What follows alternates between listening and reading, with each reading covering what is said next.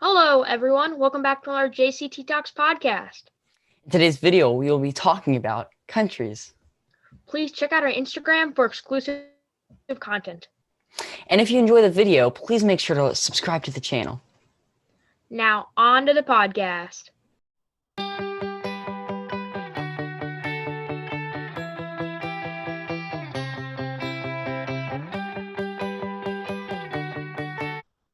So, as you heard in the intro today, we're going to be talking about countries. And this is a great topic because every single person lives in a country, right? So, it's a topic that everyone can relate to, and each country is different, right? So, and there's good things and bad things about countries, right? Now, every country was started pretty much because of conflict, right? So that's why, for example, why states are formed, why countries are formed because of wars, right? Because people don't like each other.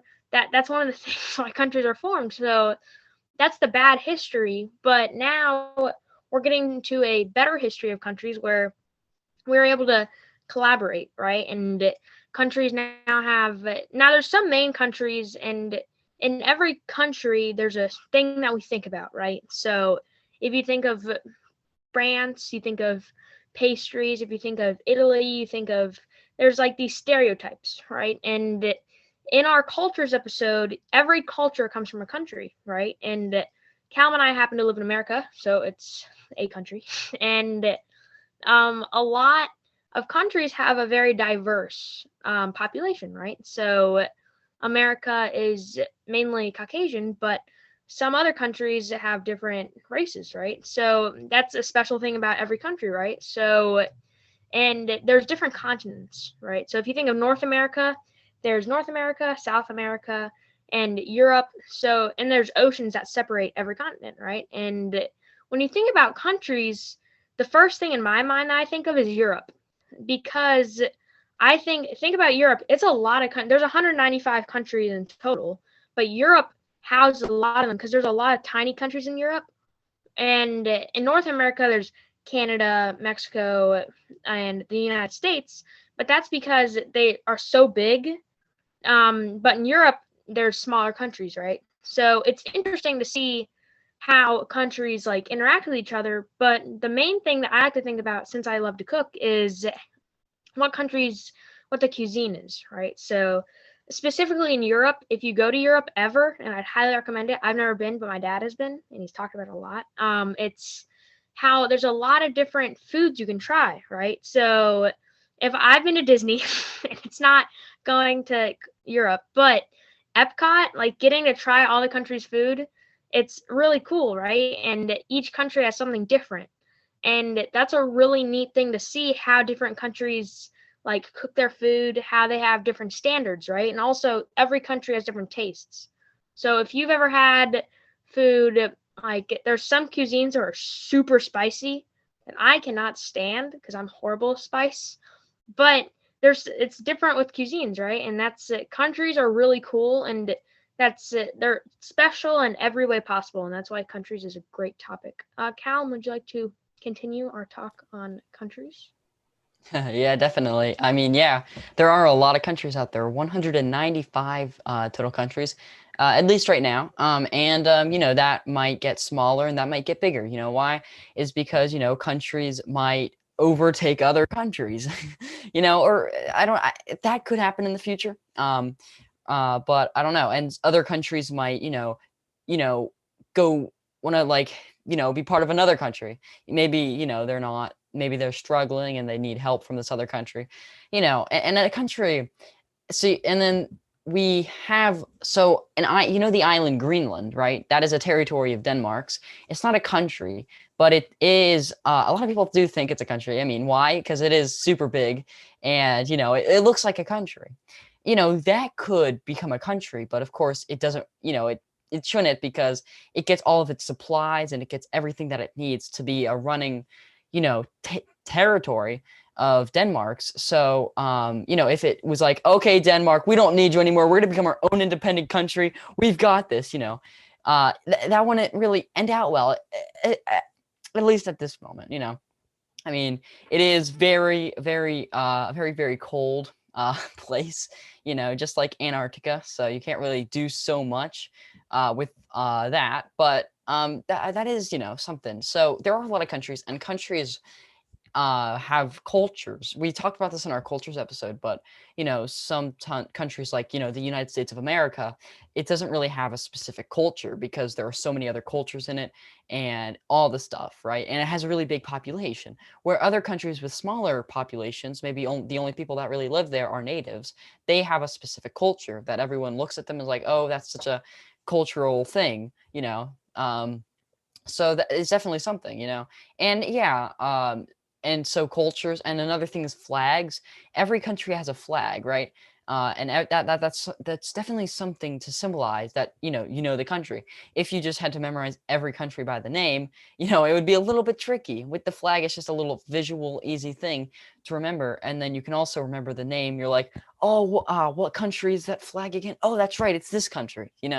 So it really just helps with that. And I mean, not everyone knows every flag. I mean, that would be very tricky to learn all 195 flags out there, especially because some flags are, well, very similar or very, very similar to another countries. One that comes to mind is Chad and Romania. They're very, very similar. Of course, the shade of yellow in the center is different. But if you would have to study for like a month to really understand each one, if you only could make flags out of 15 different colors, right? And then you had to make the Romania and the Chad flag, then you'd have to use the same shade of yellow. Then it would get tricky because you can only use 15 colors, so it can get really, really tricky that way. And you might also miss little things in the flag that really just show how different it is. Another common, a very common people get mixed up flags is New Zealand and Australia's flag. So they are very different, but if you just take glimpses at them, you might forget. Oh wait, one of these is New Zealand, but one of these is Australia.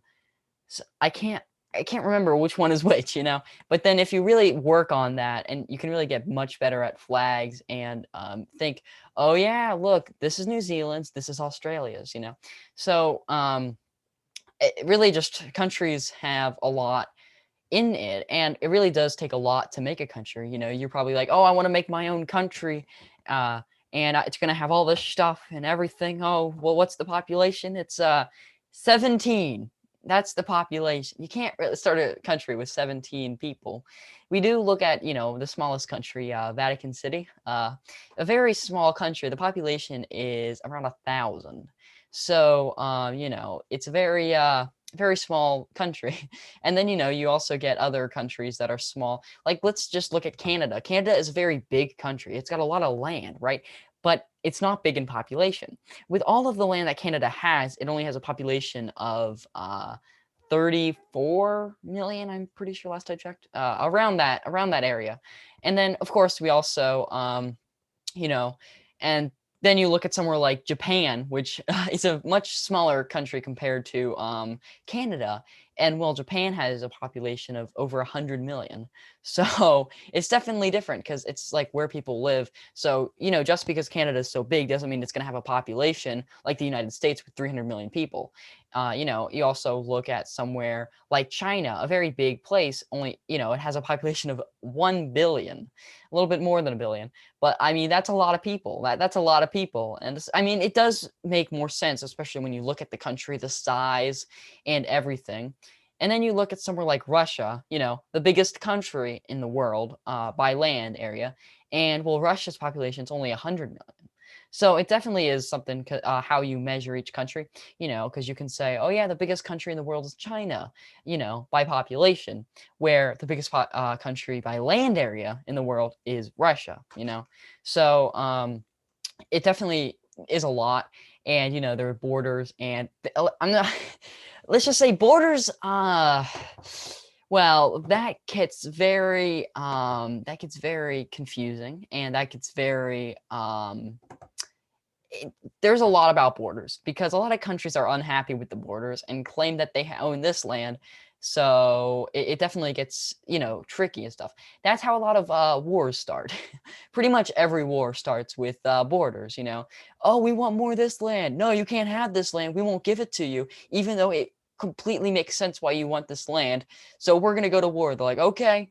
So, of course, that's not how that happens at all. It is much more, there's much more into it. But, for that's pretty much most of that. So yeah, countries do have a lot of conflict with others, and there's also a lot of ally countries. The U.S. and Canada are really good allies. I mean, of course, Canada's right above us and everything, but there are a lot of other countries that are really good allies with each other, which is good because you want to be allies with countries. You don't want to be enemies. That just never goes well. Never goes well. And another thing that countries like to have is a really good economy or military. So you're like, oh, when you're looking at the best countries, we're looking at economy and the military. Oh, this country has, let's just say, a really good, like Jake said, food. It's really good food, really nice people, really nice, everything. But then we look at the government, and the government is terrible. It has a terrible military and a terrible economy. Then it's going to be far down on the list. Then you're going to be like, oh, I hate this country because it's so far on the list. Where you got to maybe before you do stuff like that, you put more research into that, because maybe you're like, oh, the people are so nice, the food's so great, the land is so beautiful, and yeah, it doesn't have a good economy, but I'm sure I can be happy there. Maybe that's how you would be like, instead of like, oh, this country has a really good economy, a really good military. Oh, but the people are awful, and everything about this besides that is awful. Then you're like, yeah, maybe I want to be happy there. So it's definitely that, and traveling is a big thing too that humans like to do. Humans like to see the earth. Of course, thousands of years ago we couldn't, be like, oh, I want to go to this island over here. You would probably, maybe in your whole life, not even find that island. Maybe you would only be a few, like 10 miles, 20 miles from the nearest ocean, but you never went over because it's so far. Like, that might not sound like so far, because especially like now, because you're like, oh, that's how far the grocery store is, or that's how far, I don't know, anything is. I can just drive there. They can't. They have to walk. It's all forest. There's a lot of forests. There's no like cleared out areas where you can just run. And there's just a lot of that. Of course, there's cleared out areas where you can run, but maybe in not this case, right? So countries do have a lot of stuff, and in a lot of places. So that's gonna finish me up if Jake wants to add anything. Yeah, and I really like it how you pointed out how countries are competitive with each other, specifically how you said with wars. There's a lot of competition between countries, right? They want to be the best, and I like how you pointed out how Canada, it's a huge country, right? It's the second largest country for land mass, right? Russia's the first largest for land mass, but that doesn't mean they have the most people, right? A lot of that is just covered in water, or just land that can't be built on. So, or people just don't build on it, right? There's not very many people. So, but the most populous country is China. So that means that there's a lot, like you said, 1 billion people in China, right? That's 1 in 7 people live in China, right? That's crazy. Isn't that crazy? Like, to think about it, that means that in China, it isn't even in the top 3 for largest countries, right? For landmass, which means that it's really tight for all the people, right? It's not a tiny country, but it's smaller for the amount of people it has, right? Like, if you do a land population count. But it's interesting how competitive countries are, specifically with sports. And we talked about the Olympics last episode, but that's a thing that countries are known for, right? Like, oh, this country's really good at running. Oh, this country's really good at swimming. And that's something that countries take pride in, right? They send in the best athletes to make sure that they represent their country. And another event is the World Cup. Now, the World Cup is coming up in a year from now, and it's going to be it's going to be crazy, right? Like, we're going to be recovering from the coronavirus, and we're going to have this crazy World Cup. And that's when countries are going to be like, they're going to be sending their best soccer players to go play, right? And that's with any sporting event because they want to be represented, right? Like all countries want to win, right? Like if you're a country and I'm like playing against you, like you want to beat me because you get better, like, oh, like tourists, like you want tourism to go up, right? So if you know in the Olympics, Cal and I kind of touched on it, was with tourism, you get money, right? And economy, like what Callum said, was it's really important for any government in any country because economy is really what, like, you make sure your citizens are happy. You got to make sure that everything's like good to live in. And that sometimes countries like, well, if we host the Olympics, we can make money off of it, right? So that's why countries go through the process of, oh yeah, we'll host the World Cup, right? So they can make money. And that's a lot of how their ideas are driven is economy, right? Because they want to make sure their country has the best economy, the best military, right? Like, and there was this scale that I saw a couple years back was which is the happiest country, right? And that's an interesting to think about because like what Callum said was with traveling and how you can live in different countries and you can still move, right? It's some countries are better than others in people's opinions, right? So it's really an opinion based, oh, which is the best country, right? And usually people are like, oh, it's the one I live in or it's another one, right? And it's interesting to see because competitiveness is true, right? Like personally, I am competitive.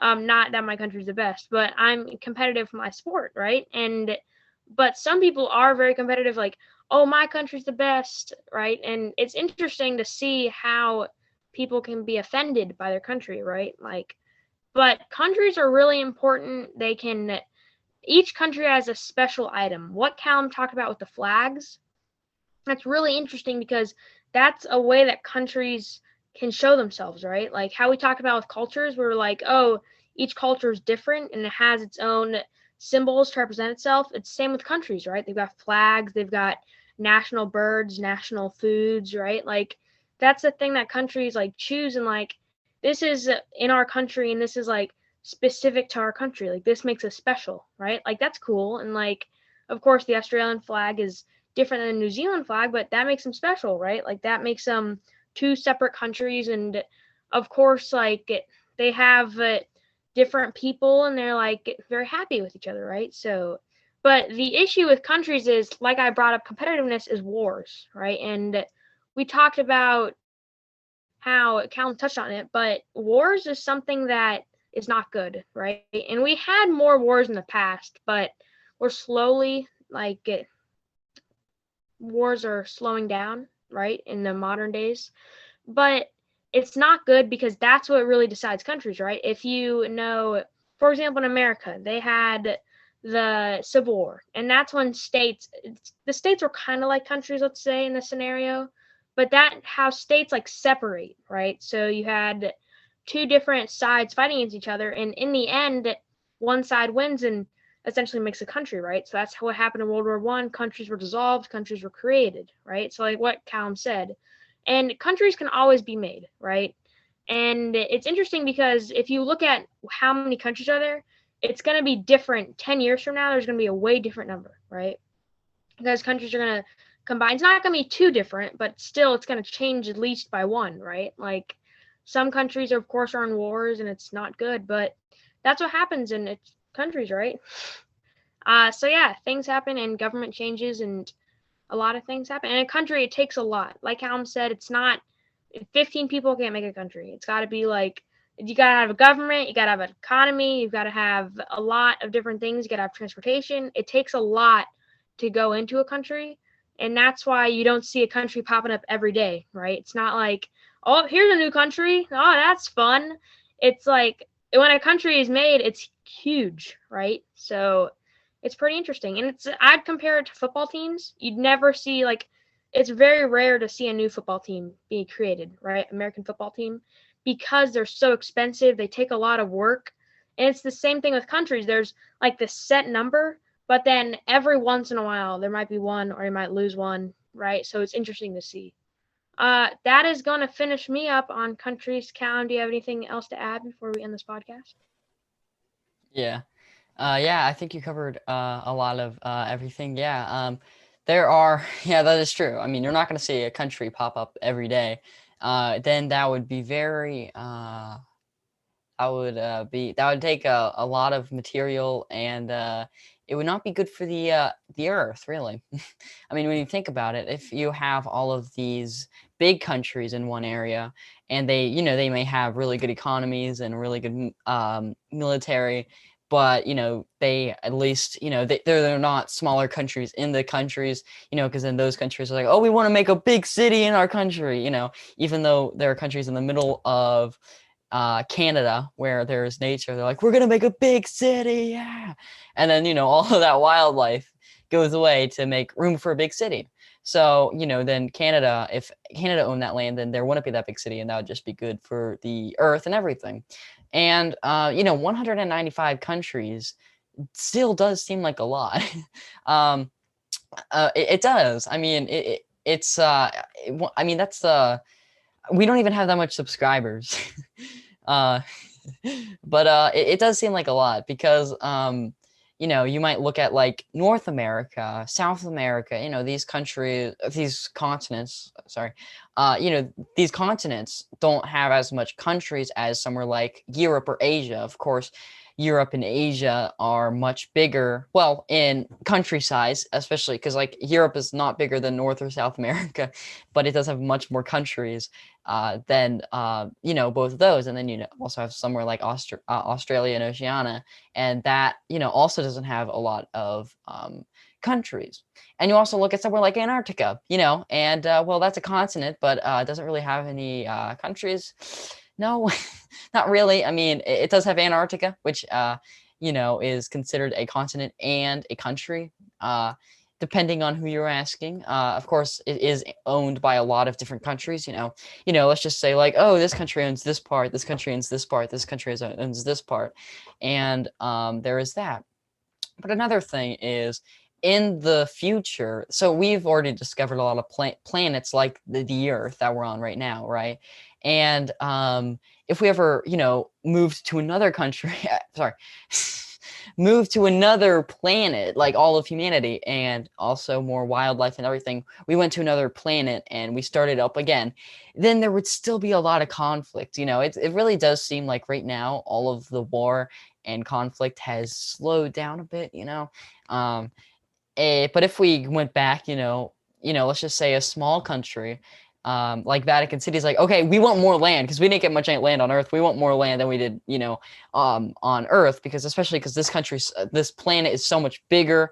We deserve more land. And then, China is like, no, you don't deserve more land.